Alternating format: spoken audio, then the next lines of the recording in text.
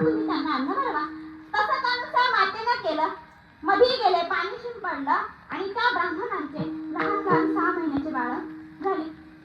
आणि मग अनुसूया मातेने त्यांना भात भरवला.